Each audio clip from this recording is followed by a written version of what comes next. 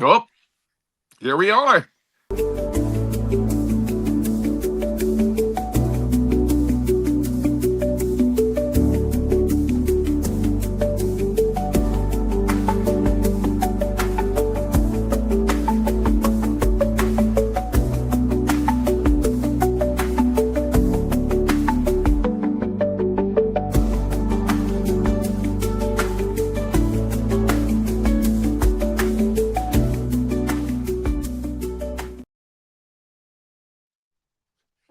We were there and then we were gone because And then we were gone in a flash.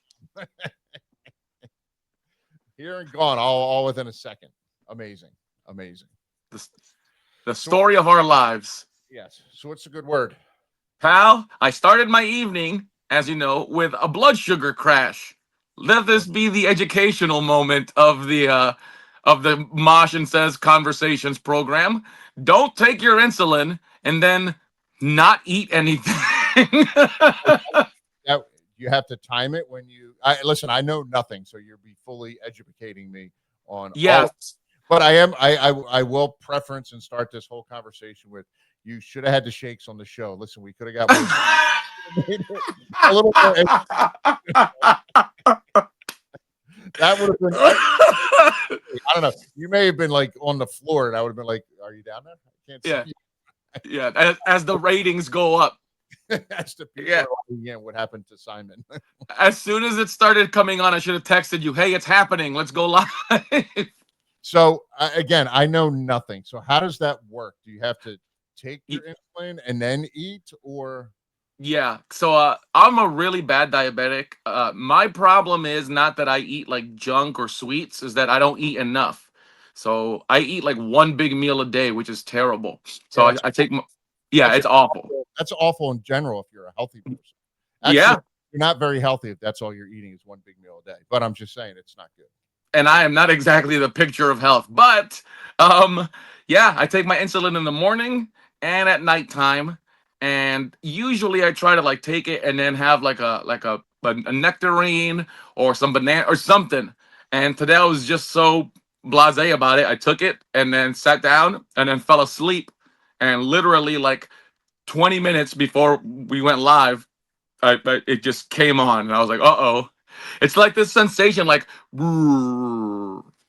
So again, knowing nothing, if you like you said you took it and you fell asleep, yeah, is there a potential there of you falling asleep and not waking up? yeah, you can slip into a diabetic coma like that. Yeah, Yeah, that wouldn't make me happy. That would be very bad for me and just in life in general if you did that. So please don't do it. I love you, pal. Well, I would tell Jenny, hey, in my wallet is a note that says, "Tell Chaz if I'm in a coma, come do the show at the Chaz, house." tell Chaz to hurry up because I may I don't know how much longer. I don't know how much longer. One of those life alert things that says call Chaz.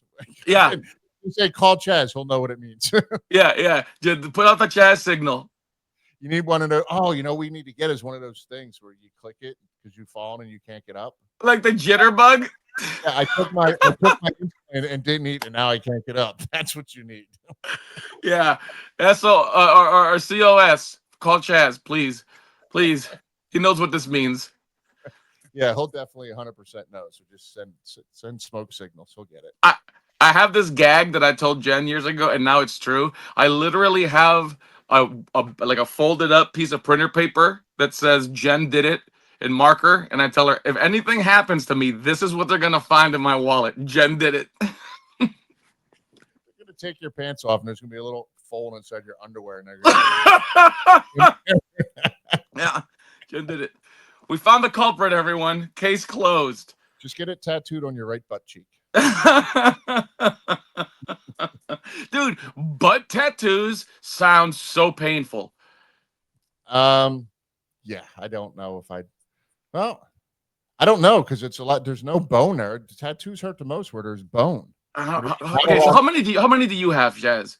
Well, I have 1, 2, 3, 4, 5, like 6. Okay, so you do have more than 5. Yeah, so I mean, I guess I technically have 1, 2, 3. I mean, are we counting redos or just? Yeah, I would count that. Oh shit! So I have What's over here? So that's been done twice. This has been twice. So that's 2, 4, 5, 6, 7, 8, 9, 10. The spider's been done 11, 12. So like 13 or 14 in total if we're counting things being redone and touched up and stuff And like you that. have the ones on your leg. Like back I was here. gonna say that's a really tender. There's no bone there, but that had to suck. Yeah, so that counts as 3. Even though I But got how was that one, Chazer? that was bad. That wasn't bad. I mean, It's that's right. bad It's at right all. there on the. Yeah, no, but it's all I have muscle there, Simon. It's not bone. What is that like? What does that feel like? This hurt right here. Oh. I get the thorns all the way around, and they it literally got right here. And I was like, "Yeah, that's kind of tender right there." Like, yeah, it's kind of tender. The rest of the way, he goes, "It gets even more tender as we get further." I go, "How about we just stop and make it look like it's coming out of the skin?" Yeah. Yeah. No, and like, the ones on your legs, you have some like in bony areas down there, no? Or is it just like mostly the calf? My the white zombie clown on the outside of my right leg, the hair comes around and it starts right almost right to the shin bone. That Oh was my god. that was very tender. But yeah, I think the most tender spot, I don't know if that's the term, the most tender area would be literally the people that get it on their spine. Goes right down. Oh. What do you think about the rib tattoos? Yeah, that's sore too. That I have a lot of yeah. in there, but still they still kind of stick out. Oh. Yeah, that would be sore there too. And I would imagine right around the nipple would be sore. Oh my god. You know what? Somehow I knew you were gonna say that. I Nipple, knew you were gonna mention nipple tattoos. Oh, nipple tat. nipple tat. Yeah, nipple tat. That would be my nickname in juvie. The top of the foot's got to be sore. Jen's got one there, and no thanks. Yeah, that's got to be sore too because there's no skin there. There's no meat. It's all No, bone. I have two tattoos. I got them on the outside of my right ankle and my left ankle, but get this. I got them in 1999 when I was 13 in South America, and I was drunk off my ass. 13 South America and drunk. Yeah, so I don't remember what they felt like. I just know we were down there for my grandfather's funeral. Hold on, back up. In South America and drunk. We need to hear more about this story. I mean, we went down there for my grandfather's funeral, and it's like all bets are off down there. So my dad went to get like a memorial tattoo of my granddad, and while we were there was a bar right next door. And I was out gallivanting with my dad, and he gave me some money, and I went next door, and I looked like a grown ass man at 13. You know, I had facial hair. And I just got sloshed. I stumbled back to the tattoo place, and the guy was like, "Hey, do you want a tattoo?" And I looked at my dad, and he was like, "Do you want one?" And I said, "Yeah." And this is the first time I'll ever admit in a public place. I have a Stone Cold Steve Austin skull on one leg, and I have the Undertaker symbol on the other leg. fantastic. I'm gonna go back. I'm gonna screenshot the look on your face when I just admitted that. I'm gonna save that face forever. Yeah, yeah. That's A third, you right there. yeah, 13-year-old in the height of my markdom. Yeah, so that was it, and I don't remember what they felt like. I mean, the good part about that is you didn't get it on your lower back with an arrow pointing down that says enter here.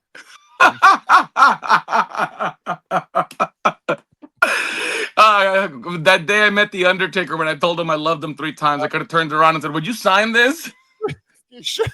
That would have been great. You should have said, "Hey, can you do me a favor? I love you. I mean, can you do me a favor? Oh, yeah, I love you. I love you so much. So this I have right here. Do you mind signing it? Because then I'm going to get your signature tattooed right underneath the logo. Because you know why? Because I love you." You're the fucking worst. Oh my god. Dude. I'm never gonna live that story down. Tattoo Undertaker Stone Cold. That's great. I'm still fascinated that you were sloshed in South America at age 13. Yeah, dude. that was the first time I ever got drunk like that, and one of the worst like hangovers, and yeah, it was wild. That's funny. But That's that leads me to one of my questions I wanted to ask you. oh You know, I geez. have my tattoos. I don't regret. I've never had a tattoo in South America. I'm getting my headbangers tattoo around the navel. Oh, that's not going to be a nipple tattoo. Mosh on one nipple and Thrasher around On the the other. other side. That's got to go around like Mosh. Oh God, that sounds so painful, dude. I just touching it and thinking of that. Just the tattoo or having Thrasher on your nipple. Well, I had Thrasher break 3 of my ribs, so That's where you got to get the tattoo. Thrasher was around the here. ribs it says Thrasher was here. Yes, Thrasher was here. So I don't know if you saw Chaz. This was a few weeks ago. Rhea Ripley was posting about fans sending stuff to her house Right. and reaching out to them at her house. And you and I talked really briefly about this, but I wanted to ask you about fan interactions. You know, you guys at WrestleMania 13, you did the public workout, you did all the events and stuff like that. From promotional standpoints, I wanted to ask, and I've been meaning to ask you this for ages, about wild fan interactions, unacceptable fan interactions, what you think is going too far. Like, I can only imagine, knowing you the way I do, how you would react if you got home and some Headbangers fan was standing in your doorway, like, "Hey, can you sign this?" Yeah, it's never been that crazy. I have gotten mail, even down here in Florida. I've gotten mail sent to my house From uh, fans? from fans. How they got my address, I don't know. And I took that stuff and I opened it up and I was like, oh, look, here's a cool looking card. Oh, this is a cool picture. And I just kept it because the last thing I was going to do was sign something and send it back. And validate it. Yeah, Validate that behavior, right? right. Because now they'd have my address. Like I figured, my thought was, if I got something in the mail and I didn't send it back, they're going to think, oh, it got lost, or that's Or it was the wrong address. wrong address, lost or wrong address. Yeah, because the last thing I want to do is let them know exactly. Because now, with the way the internet is, and listen, wrestling fans are the best. 100%, they're the best. They're diehard. Um, they're Passionate. passionate. Yeah, they're the best. But at the same time, they can be creepy as hell.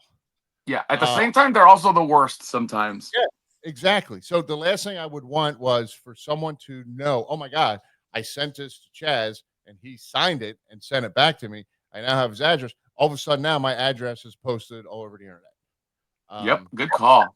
so I would never sign it and send it. And I never went that far to get like a PO box or anything like that.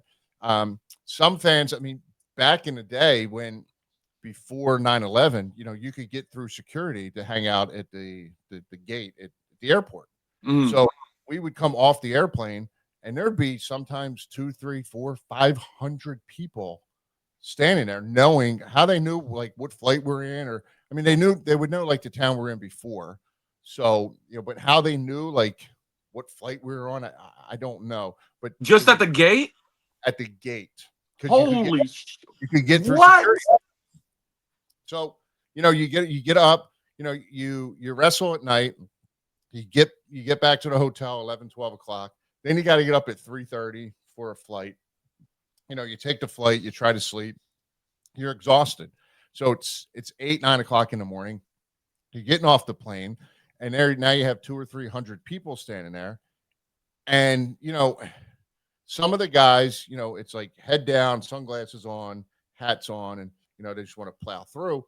But then you have people like Glenn and I, who our whole gimmick is being, oh, we're up all night partying, and look at us now, like we're still going, and you're there to have fun, and so you try to interact because you don't want to have that my Pete Rose moment. You don't want to have that any moment with them. I never want anybody to have that. So you try to accommodate.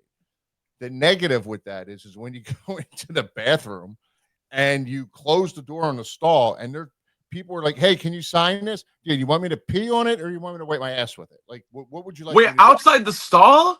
Oh yeah, they would follow you. They followed us into the bathroom, and like let's say you're sitting down to poop in the stall in the bathroom at the airport. Oh yeah, they would slide something underneath and go, "Hey, can you sign this?" 100% true story. What? Yeah. Then you're out at a restaurant, and it's just social awareness. Like, just be courteous of people because I've said this before. You want to have, like me, I want to have a good reputation. I don't want anyone to ever walk away from me and say, "Oh my God, I met Mosh, Headbanger Mosh, and he was such an asshole." Like I talk about Pete Rose. I don't want anyone Mhm. to have a Pete Rose experience with me. I want them all to have that Mike Tyson experience with me that I had with Mike Tyson, which was amazing. That's what I want everyone to walk away with.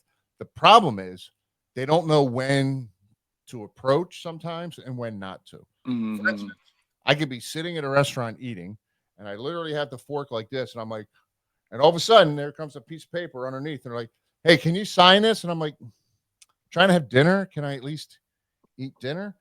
So when they do that, that's when celebrities will go off on someone. So I kind of Mhm. understand why they would go off. And I would say to them, "Listen, I don't mind. I don't mind taking pictures. I'll do whatever you want. Can I just finish my meal? Like, I'm out with Yeah. whoever I'm out with. Like, I want to finish my meal. That's all I want to do. Let me eat. I'll take all the pictures. I'll sign all the shit you want. Just let me eat." I So mean, you would think it's common courtesy, but it really isn't for you guys. It really is not. they feel, because you're on TV, they almost feel like, You owe them. yeah, you owe them. They're actually, it's conversation I had a lot this weekend was about people feeling entitled. Ah. They feel entitled because they pay to see me. Like, without them, I'll agree 100%. Without them, I don't have a job. Without them, I don't get paid. Without them, I don't make the money I make. So they feel entitled that they have the right to do whatever they want, but they don't. Mm-mm. You don't. You still have to respect boundaries and barriers and things like that. But some do, some don't. Some understand. There's plenty of them that go, "Listen, I understand, no problem at all. Like, I can wait." And other people are like, "Oh, well, I'm done my meal. I'm getting ready to leave." Well, sorry, I'm still eating mine. Like, so because you're done, you're ready to leave, I'm supposed to stop what I'm doing and eat my shit cold. Like, I did No. the one time that comes in my head, I was literally at Olive Garden. That's why I keep having in my head, if you want my ravioli to get cold, like, ravioli. I like hot ravioli with my hot meat sauce on it. Like, I don't want it cold. Yeah, that's how some people act. So Cut- Now, have you ever? Because Rhea talked about the at home thing, which you've experienced, which is fucking wild to me that people mailed stuff to your house. But the other thing she mentioned was being accosted.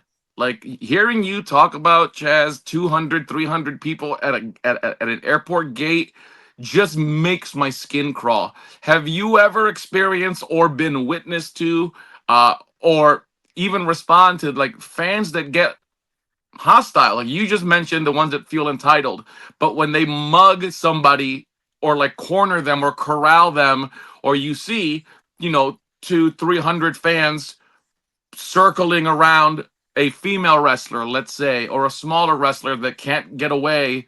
Like, what are your thoughts on that type of shit?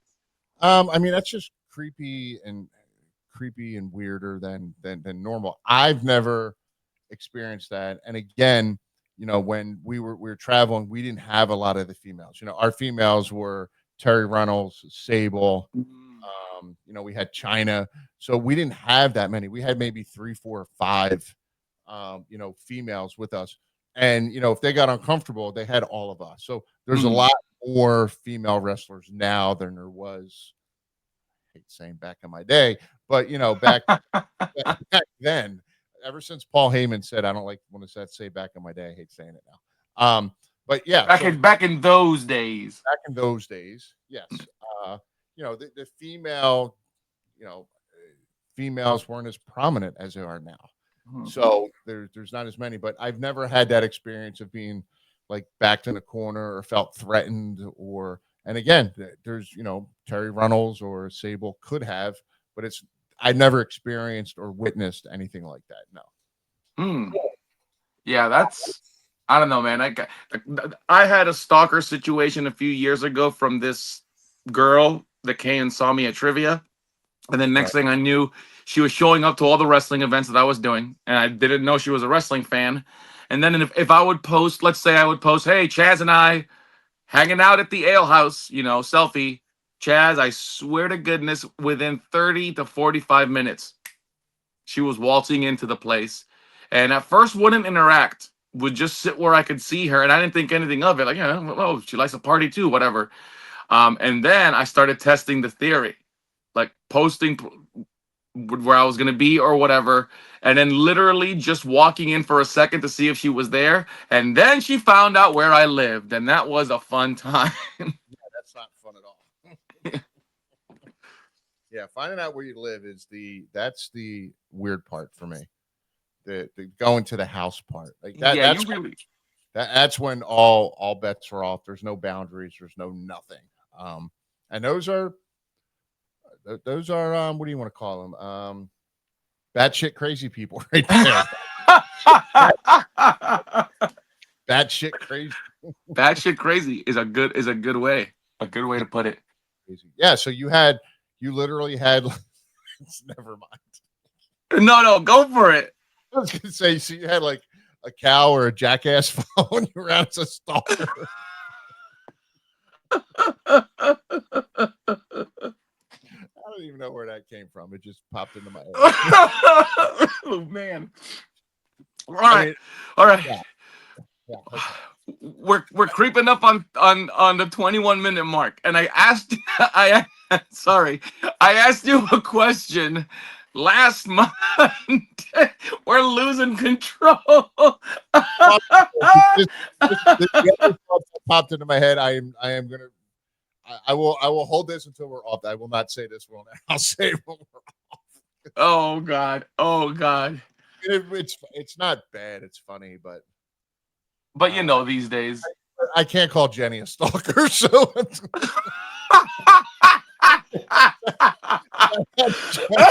Oh my God. stalked you at the ale house. Yeah, and now we're married. Or actually, the thought is it was the other way around. You were stalking her. And you know what? That makes more sense. That's a lot closer to the actual truth in that part, because So I yeah. turned. See, good save, good save. You started turning heel, and then you did the baby face turn at the end. Listen, I can't do that. It's bad enough Chazzer, up with you. Yeah. you are a certified trainer at the WWE PC. And last week we had a lengthy talk. I got messages from people that were super pumped about how insightful it was to hear you talk about some of the ins and outs. And, especially now with the Unreal show, hearing your viewpoint is like, I didn't realize I mean, obviously, I know how lucky I am to have you in my life, but to be able to be the conduit that gets that information out to other people that are interested, to aspiring wrestlers. But we talked about trained indie guys coming to the PC versus athletes that have forget no knowledge, they have no passion, they don't have a favorite wrestler. And I asked you to ponder, what side of the fence do you prefer to work with? Do you prefer to work with guys that know the business, know who you are, have the passion, but have bad habits? Or do you prefer to work with people that have no habits, but also have no foundation, no heartfelt interest, no vested interest in the business? So the simple answer, I can wrap that up with one word. The the honest answer is yes, Uh, or both. Both. And here's why. I want to work with people that are coachable and want to learn and want to get better. You've been on plenty of indie shows. We've talked about this before. How you walk up to someone and you go, "Hey, so I saw you did this and this. Maybe next time you should try this instead. You got the arm, go around this way." And I hate the thing of them going under, and they're like, "Oh yeah, I know. Okay, well, if you know, Ugh. then why don't you do it? Yeah. Because you don't know. Those are the people that I'm like, okay, and I just walk away from. And I'm like, Yeah, I got no time for you. right? They think they know it all. Like I don't know it all, but I see things because My thing is details. I'm very detailed oriented, especially when it comes to wrestling. We've talked about it before. Details separate guys that are good and guys that are great. That's what separates it is details. So for guys to sit there and go, I know, and I'm like, yeah, all right, I know, I'm done with you, so please go away. But then you get the guys that are like, oh yeah, that makes sense. Okay, yes, thank you. Like, yes, sir. Okay, thank you. Um, so the real answer is to be coachable. I want to work with anyone that's coachable, wants to get better, wants to learn. Because sometimes it's happened to me at the PC where I've been like, hey, why did you do it this way? And because now I've kind of, I guess I've changed my approach a little bit. Instead of going up to him and saying, hey, I saw you did this and this. Why don't you try it this way? Now I ask him up front, hey, I saw you did this and this. Why did you do it that way? I get your answer, and then I go, oh, okay, that makes perfect sense to me. But hey, just maybe keep this in mind next time. Maybe try it this way instead. Because I've run into a couple of times where I've gone, hey, I'm gonna be, when I first start again, I say when I first started again, I've been there 5 times. I've been there 5 weeks total in the last year. But I was like, oh, I'm going to be Joe Coach here. I'm going to walk up and I'm going to fix this little problem right here. And I've walked up and been like, hey, so why did you do it? You did this and this. You should do it this way. And then they go, well, I did it this way for this reason. And I go, oh shit, yeah, that's a good reason. Like, so I've learned now to go up and I ask them. I saw. So now you ask first. Yeah, I ask them. Okay, so you did. I don't know. You did this move, then you went here, and then you did that. And again, I wish I could give you a better example of then. No, but I get what you're saying. But you did this, and this. Why did you do it that way? I'm just curious. Why did you do it that way? Then they explain it to me, and then I go, oh, okay, that makes perfect sense, and I understand. But if you want to try something maybe a little bit different, because maybe everyone does it that way, maybe you try it this way, or you go under. Like we're working on going into arm bars. Perfect example. And they were locking up, and then they were lifting the arm, and then going under this way. You know how you push your arm up, you take it, you twist under. Yeah. I said, how about if you do this way? You go to lock up, and this is what I did. You got to move my cord here. You go to lock up. As soon as you lock up, bam. Just take your right arm right on the left. You're barely locked. Just as you touch, bam, you take it, you twist under. Now you got them. And they're like, oh, yeah. But it's little things like that. But I've learned to ask them why they do something a certain way before I give them what I think is the best advice. But I will say this: the guys or people with no experience, it's good and bad. And the good is they have no bad habits. So, they're learning their own things on their own. That's the good. The bad part is they don't understand storytelling in matches. The indie guys, not all of them, don't get me wrong, not all of them. Some of them know how to tell stories, and they get telling a story.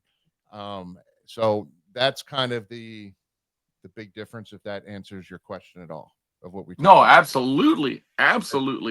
Kind of both. Not only did it answer the question, but you mentioned the pros and cons on both. Yeah. So, indie guys come in, they have their way set. The biggest thing with the indie guys is the ID guys coming in is they have to learn the WWE way. They have to learn how, WWE wants things done, how NXT wants things done. The guys coming up through the PC, they know because they don't know any difference. So what I tell the ID guys is, okay, now that you're here and you have this opportunity, when you leave and you go do the indie shows, you need to take what you have here and do it there. Because if you're just doing it here once a month, then it's senseless. You're wasting your time. You need to take what you're learning now and go do it on indie shows. I go and then be a proponent of the ID program. You got to, sell the ID program and go and explain to them. Now you're teaching everyone else, no, listen, this is not what you're doing is not what WWE wants. Like you have no shot of getting there. This is what they want. This is what they're training me to do. So this is the way we're going to do it. Yeah. Be an ambassador. Better. Yes. And apply it. Yes, 100%. Man, it I was just about to ask you something and it just flew out of my brain. The WWE ID program. Orange. That's some you can't. What's that? I said you need orange juice. Yeah, probably. That's not you can't sign up for the W. Oh, that's what it was. Chaz, do you have examples? Because I've heard this for years. The WWE way, the WWE way. You know, guys that came over from WCW had to learn the WWE way. Some adapted, some didn't. What? I know this is probably a really tough question or obscure. What does that mean? It is. It's kind of Is like is that is that, is that too long winded for this episode? no. It's just it's funny because I don't really know what the answer is for that because Yeah, I figured it was gonna be one of those situations because if you've been doing it like you have for over 30 years, how do you I put mean, that into word? You know, it's just natural. yeah, I've never been with WCW, so I don't know that way. I know how our culture was. I can tell you this: the style that the NXT guys are doing is a little different. Now, I talked about this last week. The style NXT Mhm. guys are doing is a little different than the main roster, which is I think is good because when they get up there, it's gonna it changes things. You still have, what happens with the main roster is it's everyone doing the same thing over and over and over. But when you incorporate these NXT guys in and gals, it changes it. It gives it a different pace here and there on the show. Um, And you think it's easier to slow down the NXT guys when they get to the main roster than it is to have to speed them up, right? oh, much easier to slow them down. Much, Okay. much, much easier to. I think it's much easier to slow them down because I did this one drill with them. I don't know, a while back, and I said to him, I said, we're not talking. The only time you're allowed to talk or use your mouth with any kind of, and I'm talking selling, like you're not like, oh, ouch, ooh, no, nothing. It's all body language and facials to sell. The only time you're allowed to talk is if you're calling a spot. Call the spot, Mm. and they all said it slowed them down because they had to think like, oh, my arm, like you can't, somebody's got me an arm bar.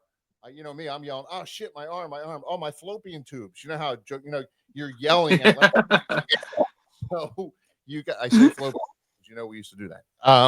But you got the arm and you're going, ow, ow, ow, oh shit, and then you're like, okay, boom, like take that, like whether you're getting heat on someone or someone's getting heat on you.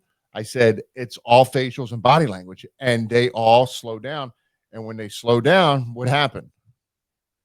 They didn't get blown up That's because that's awesome, dude. you know how it is when you're working and then you're going and you're talking, and now you're starting to think, and you kind of go, and then you get blown up, and the more you get blown up, the sloppier you get, the people get hurt. The more you're blown up, the faster you, for some reason, you want to go.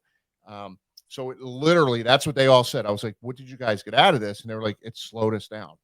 So I think it's easier to slow someone down than to tell them you got to go. Go. You know what I mean? I think it's Yeah, easier to is that a drill you learned at the Monster Factory, or did you come up with that? no. I I actually I got it off Chat GPT to be honest with you. Hey, but that's all. But see, like, who I would have was thought to even look that up? I was filling again. I'm a detailed guy, and one of the things I put in Chat GPT, I was filling in for Terry Taylor and his class all week, and I put in Chat GPT like details and details in pro wrestling, like what matters, what doesn't. And I had a whole conversation with Chat GPT, and that's when I came up with it. And then the other thing I did before then, at the beginning of the week, I said to him, "We're throwing no punches. Oh yeah, you told me this. There's no punches." So it got them slowing down again to get. They're like, "Oh, I'm gonna throw. Oh, I'm not. What am I gonna do?" And they're like, "Can we throw strikes?" I go, "You can throw any strike you want, just no punches." And I don't even want to punch to the gut, like no punches whatsoever. Get creative, figure something else out. And yeah, it was fun. But yeah, Chat GPT, believe it or not, helped me come up with a couple of different drills. To That's do amazing. from. Yeah, yeah. Chat GPT. Holy cow! Yeah. I think the Chaz TV turned off. Oh, The TV behind you is off. It went to sleep. Had to turn it Ah, back there on. it is. It went to sleep. Turned it back on. Chaz, you got any bookings this weekend, or you're off the road for a while? Hold on a second. Brian got blown up tying his shoe.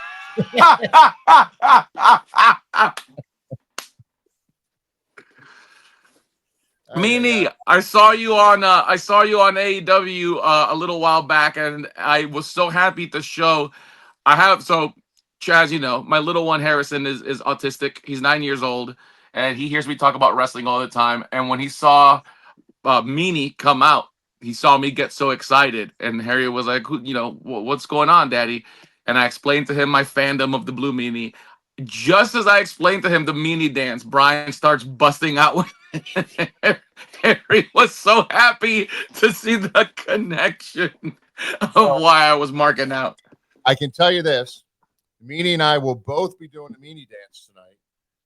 Maybe, I will struggle to stay awake. But the Phillies win tonight. They clinch the division for the second year in a row. We were hoping it happened yesterday. But Chazer, wait. Did you see the video of the lady that took the ball from the kid? Oh yeah. She's a legend now in Philly. She's such a legend in Philly, and this is how great Philly is. And Brian will tell you, this is one of the greatest things about the city of Philadelphia. Like, people want to bash Philly because we threw ice balls at Santa Claus and 9-volt and all this other stuff. But Philly's such a great town. I think it was 2 or 3 games later, somebody caught a ball. And the entire section started chanting, "That's my ball. That's my ball. That's my ball." You could hear it on TV. Like, that's the great thing about Philly is stuff like that. But I was reading, man, the kid got obviously balls. Philly fanatic of wrestling. Yes, we concur. Let me ask Brian this. Brian, do you agree? I said this to my brother yesterday. I said, if the Phillies would have clinched yesterday, would that have been one of the greatest homestands in the history of the Phillies? Because it was 7 games. They would have went 7-0. They would have went 7-0, clinched the division, but more importantly, out of those 4 games, 4 of those wins out of the 7 were against the Mets, and it pushed the Mets almost out totally. My feeling is that would have been one of the greatest homestands ever in the history of the Phillies, but they lost yesterday, so they blew it. Oh, I just told Jen. It's so funny that we're talking about this now, Chaz. On Sunday, I told Jen I saw a video of Eddie Vedder from my favorite band, Pearl Jam, at a Cubs game, and I said, I want to go to a baseball game. I've never been, and Jen doesn't think that I would enjoy it because I don't know anything about sports. But they look like they're having so much fun, and you talk about it like it's so much fun. Why can't I have fun?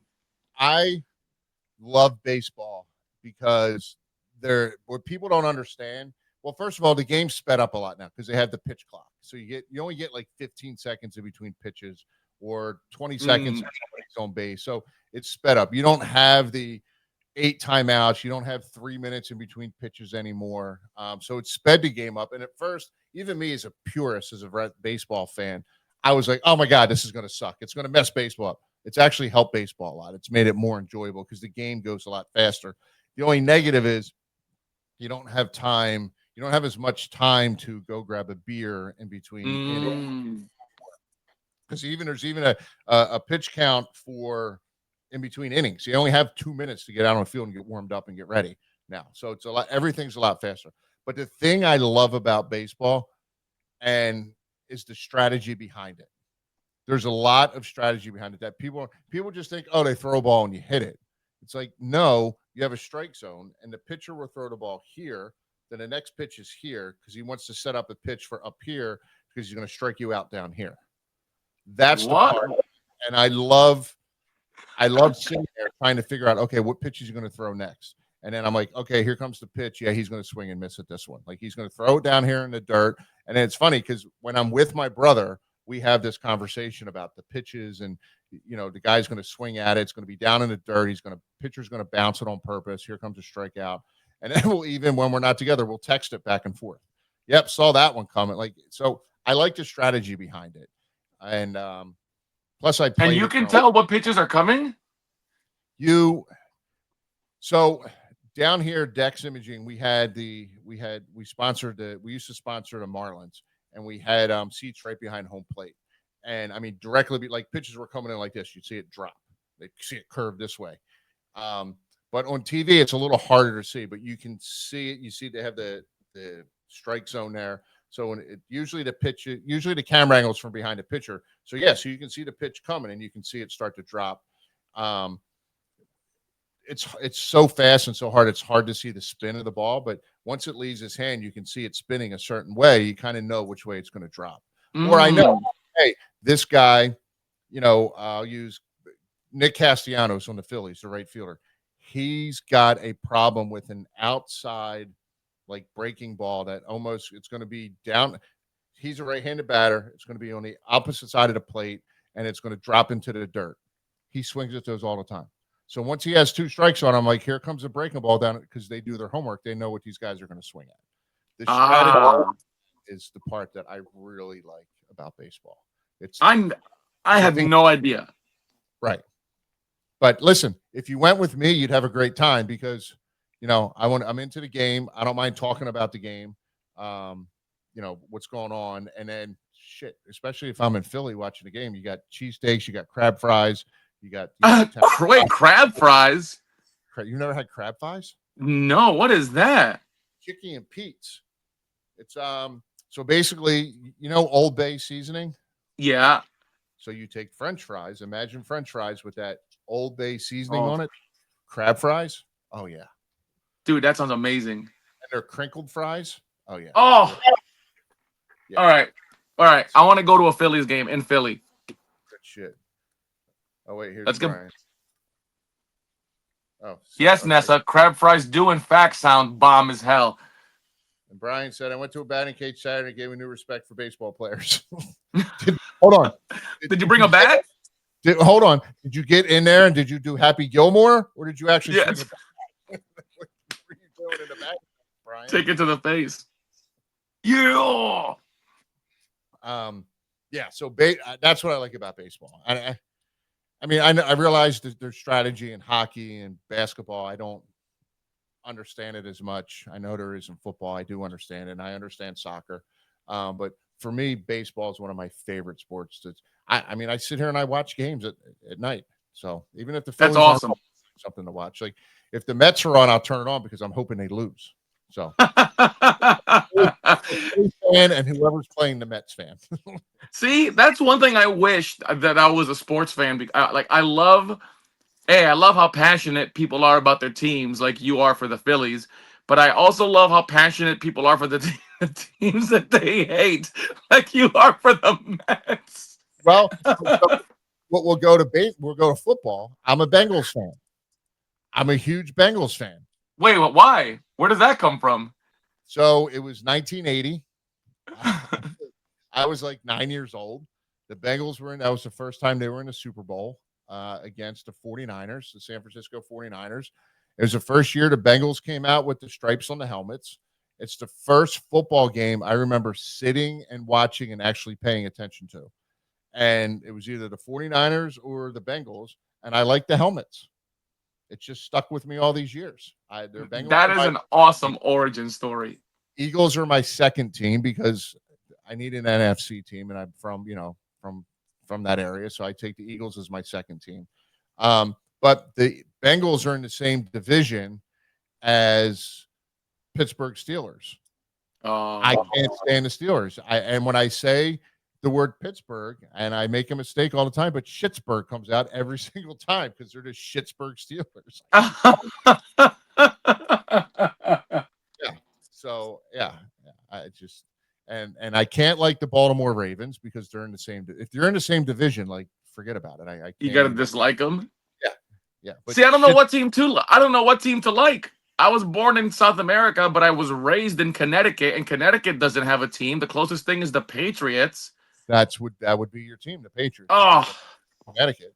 I mean, listen, you can jump on the Bengals bandwagon. Our quarterback just got turf toe and he needs surgery. He's going to be out for 3 months, so we're going to suck now the rest of the season. Oh, turf toe. Yeah, and has surgery. 3 months he'll be out. It's awful. For his toe? Yes. Yeah, because it's torn ligaments. Oh, never mind. Oh, Torn ligament, yep. torn ligaments, torn ligaments in a big toe. That sounds dreadful. Yeah. Oh, here. Jonathan says, just don't be a Cowboys fan. Are the Cowboys bad? Uh, Jerry Jones is bad. The owner's bad. Oh, The MVP of their team is their kicker. He kicked a 64-yard field goal yesterday to tie the game to send it in overtime, which is ridiculous. holy cow! So in our household, I have people here in LA complaining about the Dodger dogs because they're not Farmer John's anymore. What's the? I have no idea what any of that is. I don't know what a farmer dog. He's talking about the food still, which is that's my big interest.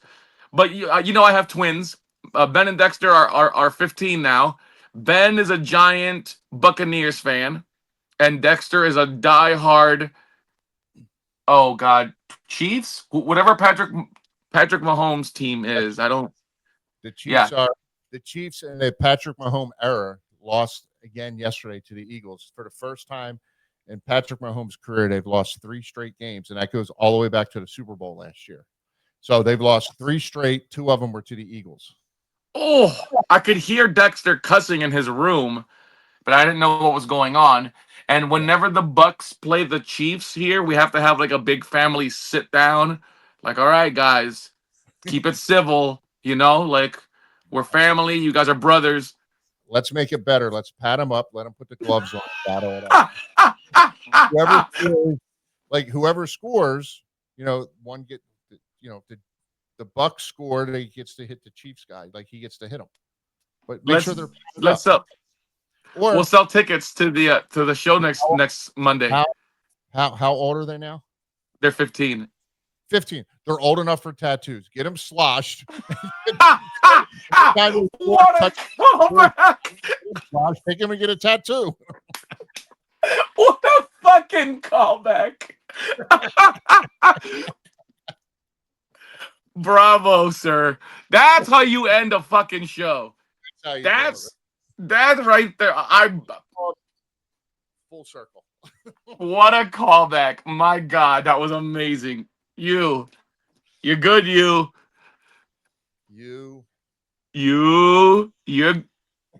good, you. All right. Awesome. All right, buddy. Thanks for everyone tuned in. Wait, hold on, Brian. If the Cowboys played the devil, I'd root for the devil, Brian says. Oh my God. It's like, it reminds me of that quote from The Office, Michael Scott, where he says, if I was locked in a room with Toby, Hitler, and Osama bin Laden, and I had a gun with 2 bullets, I would shoot Toby twice. So let me wrap all this up with a nice little bow when it comes to Cowboys. Okay. Glenn is a Cowboys fan. Oh.